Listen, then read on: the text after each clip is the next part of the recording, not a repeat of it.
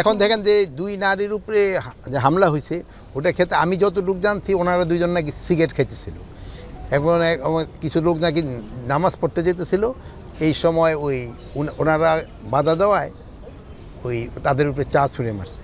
তো আপনারা জানেন ওপেন জায়গায় কিন্তু সিগারেট খাওয়া এই নারী পুরুষ সবার জন্যই নিষেধ, এটা কিন্তু একটা অফেন্স। এই জন্য আমি আপনাদের কাছে অনুরোধ করব ওপেনে যেন কেউ সিগারেট না খায়।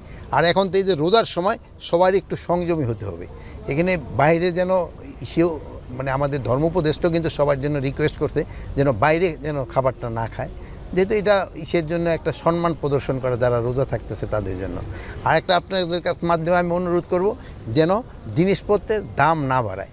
আপনারা দেখবেন অন্যান্য ধর্মাবলম্বীরা যারা তাদের যে সময় অন্যান্য অনুষ্ঠানগুলি হয় ধর্মীয় অনুষ্ঠান সে সময় তারা জিনিসপত্রের দামটা কমায় দেয়, আর আমাদের দেশে কিন্তু উল্টো হয়।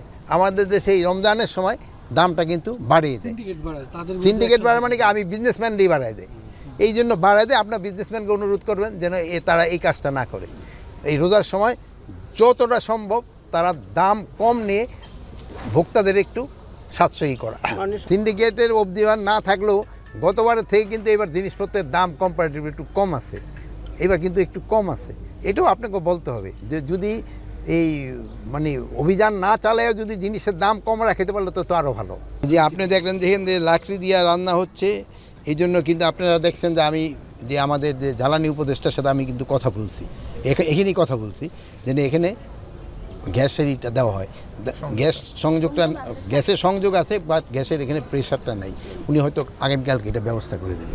এখন রোজার সময় কিন্তু এদের যতটুকু অথরাইজ ওর থেকে একটু বাড়ায় দেওয়া হয়, অন্যান্য সময় কিন্তু তাদের অথরাইজেশনটা তারা ঠিকই পায়, কিন্তু আরেকটু বাড়াইতে পারলে তো ভালো।